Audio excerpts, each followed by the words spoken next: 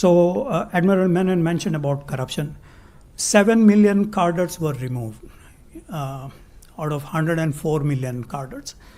We do not know how many else will in the next 1 year till the 21st Party Congress. Because the Politburo meeting on July 30th mentioned about further pogroms. So not exactly that word, but so we will see till the 5th plenary meeting in October. We will have more announcements in this regard. But what kind of image the Communist Party is also painting if 3 out of 24 Politburo members are removed, if 5 out of 7 CMC members are removed, there is actually a problem with governance in China in relation to the Communist Party. So I think we need to reassess. But on this issue, there is Zhang Weiwei from the Shanghai Fudan University. 大家好，这里是嘎人死绝频道。刚才的精彩集锦里，有人一本正经的盘点所谓清除、整肃和权力震荡，仿佛只要把数字说得够大，把语气摆得够严肃，就能替一套封闭体系包装出所谓的治理逻辑。可问题是，政治局委员接连被撤，军委成员大批更换，基层干部也被调查，这到底是在反腐，还是在说明整个系统已经病得不轻？更耐人寻味的是，台上的专家一边承认中国并非不可战胜，一边又反复渲染中国无所不能，既想制造恐慌，又怕观众真的看出其中的矛盾。今天这场关于中国大战略的座谈，表面上讨论的是印度如何应对中国，实际上却不断暴露出一个核心问题：当一个国家把安全、忠诚和权力高度捆绑，所谓长远战略究竟有多少是真正的规划，又有多少只是对外宣传？接下来我们将从军力、经济、边境和周边外交几个层面，看看这些判断能否经得起现实检验。That the Soviet Union would have collapsed in any case because the system was rotten from the bottom to the top. Why was it rotten?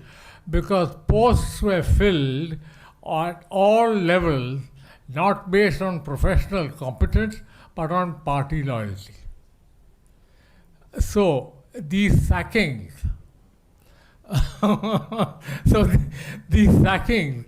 they say is due to corruption. That's impossible.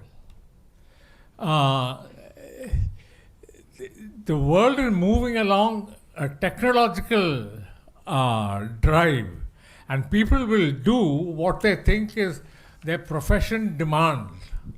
But when what they must do according to their professional conscience conflicts with the party, that's called corruption. That's just one thing. The other thing is, after Mao died, I just want to say, a lot of records were declassified. And during Mao's time, he called, during the mid-1962, before the war, he called the chief of the army and gave him a 4-word directive. Teach India a lesson. Nothing about territory. So they came, occupied Arunachal, they went back to the McMahon line. So what is that lesson? I've been asking this question. I don't envy people like Shiv Shankar who also deal with Beijing. They're coming back? They may come back, yes. But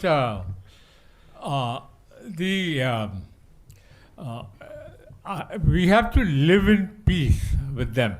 And I don't see any conflict with collaborating with them economically. How did China become rich? They made a trade surplus of $250 billion on the United States for 12 years, at the time when both had adversarial relations. During the First World War and the Second World War, France and Germany were the largest trading partners. So to have an adversarial relationship and have an economic profitability is not conflicting. Thank you very much for those questions. I'm thinking loud on the asymmetric relationships. It's been mentioned China is 19 trillion, we are about 4 trillion. But please also remember Kim Jong-un represented $52 billion GDP, but he brought Trump twice to Singapore and Hanoi. a $52 billion mobilized a $30 trillion GDP person to Singapore and Hanoi. How did that work?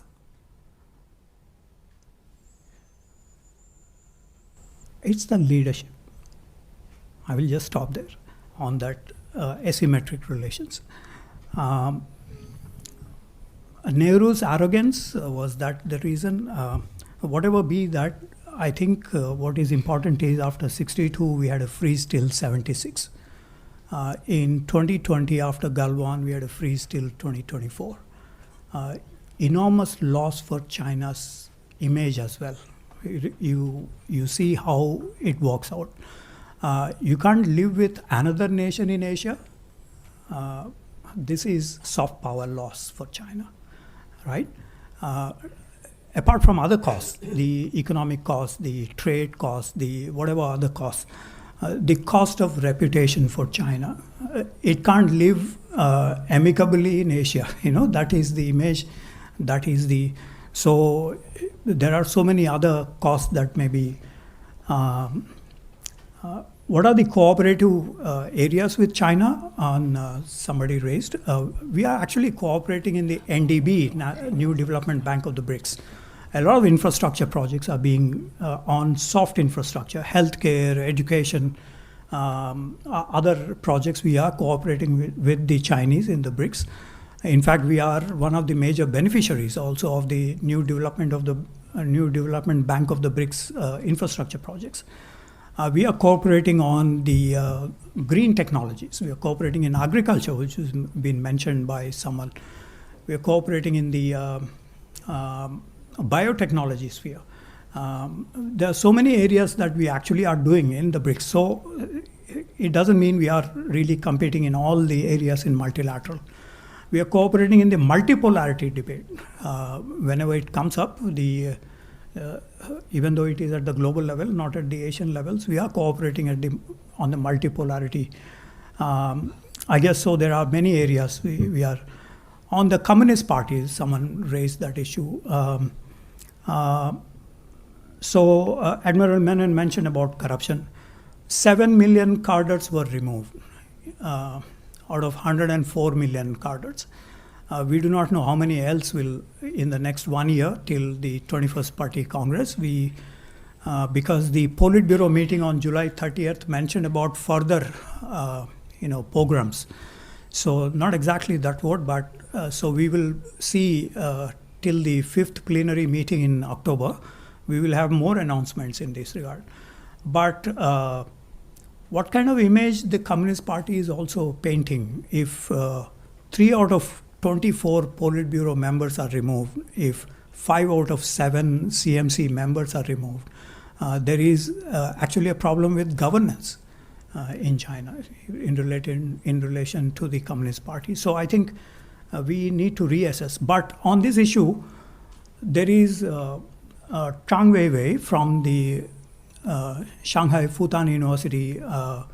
So he wrote a book, China Wave, in which he argued about the Chinese modernization and also China model to be replicated outside. So China wants to export its authoritarian model to every other country.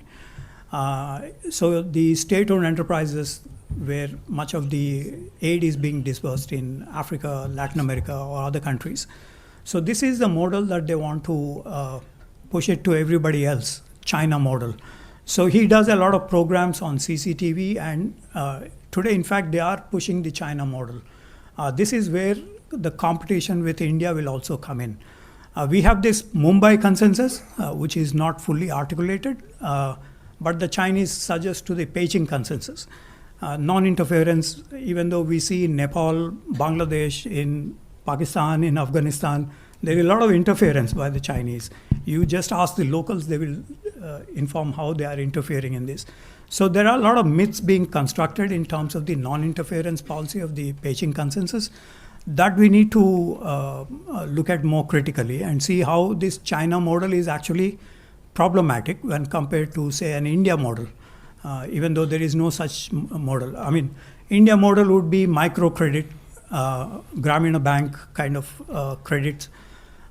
It could be NGO support. It could be, at the local area, the civil society being supported. So we haven't really articulated extensively, but I think this is one which would come into competition with the China model in future. I think we have to bring this to a close. We're way past our time. You have 1 minute last word if you have anything to say. I have one thing to say though. Please remember that we were analyzing Chinese grand strategy. And the only way we do this, because it's a closed system, is by looking at their texts. So at one level, we are victims of their propaganda. There is a real risk in our methodology because we are replaying the propaganda, analyzing it. We've already worked ourselves into a frame of mind. So please think critically about everything that you hear about Chinese grand strategy and compare it with outcomes and the reality, the empirical reality that you see out there, which you just heard about sacking all the PLA generals, sacking, 5 out of the 7 Military Affairs Commission people and so on. Please be a little careful in how you deal with this. Yeah. Last 1 minute, literally. Yeah, I'll take less than 1 minute. This reference to India being a much sort of weaker country, and we have to accept that subordination. Agency is not a dividend of parity. It's more a product of clarity of purpose. As Iran showed us. Yeah, and so we can, despite being 1/5 size of Chinese economy, we can still seek True. parity. We can seek agency. We don't have to compromise on that.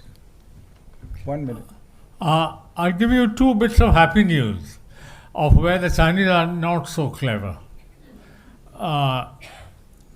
这场长达1个半小时的讨论，表面上是在分析中国的大战略，实际上更是在追问一个更根本的问题：当国家之间的实力差距不断扩大，当经济、科技、军事、外交和地缘政治彼此交织，一个国家究竟应该如何判断环境，又应该如何保住自己的选择权？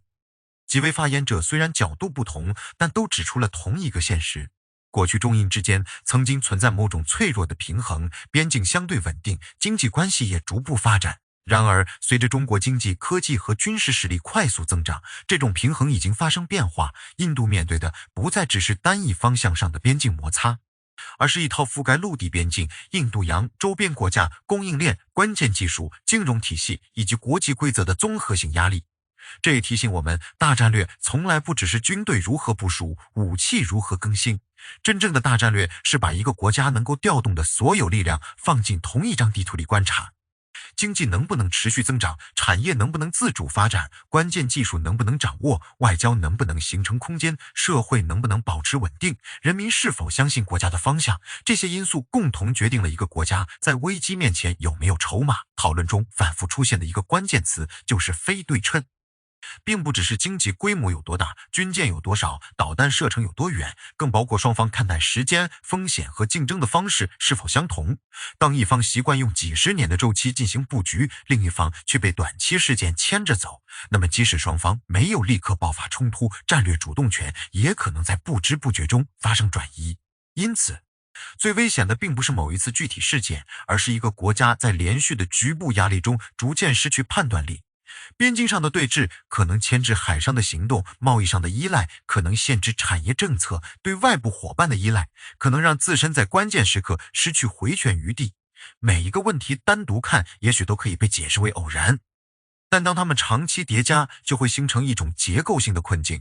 几位专家谈到中国可能通过间接路线、灰色地带行动、经济影响和周边经营来塑造环境，最终达到不战而胜的效果。对这些判断，我们既不能轻率接受，也不能因为不愿面对而完全否认。正如最后的提醒，分析一个封闭体系，不能只看他发布的文件，也不能只听他对外宣示的目标，更要观察他实际做了什么，观察他的政策是否有效，观察他付出了什么代价，又在哪些地方出现了偏差。这同样是观看国际新闻时必须保持的基本态度。任何宏大战略都不应该被当成一份已经写好、必然实现的剧本。中国拥有庞大的经济体量、完整的工业体系和长期规划能力，但它也面临人口老化、经济失衡、产能过剩、创新转化、治理压力以及国际信任不足等问题。强大的国家并不等于不可战胜，雄心勃勃的目标也不等于一定能够实现。同样，印度面临的挑战也不能简单归结为对手强大或者外部环境不公平。真正艰难的部分是能不能进行诚实的自我评估，经济增长能否转化为制造能力，人口优势能否转化为教育和技术优势，国防投入能否形成真正有效的威慑，外交关系能否服务于自身目标，而不是在不同大国之间被动摇摆，这些都需要长期稳定和连续的政策。这里有一个非常重要的启示，自主行动空间并不一定要等到实力完全对等之后才会出现。一个国家当然需要积累经济和军事力量，但自主更依赖目标是否清晰，底线是否明确，社会是否有韧性，决策是否能够坚持长期方向。弱国可以通过选择伙伴，借助外部力量和发挥地缘优势扩大空间，但最终能够持续支撑自主的仍然只能是自身能力。这也意味着合作与竞争并不是绝对对立的两条道路，国家之间可以在农业、医疗、教育、绿色科技、金融机构和多边平台上合作，也可以在边境、安全、供应链和技术标准上保持警惕。真正成熟的外交不是把所有关系都变成地幼二分，而是在不同领域设定不同边界，在可以合作的地方合作，在必须防范的地方防范，同时避免让竞争失控。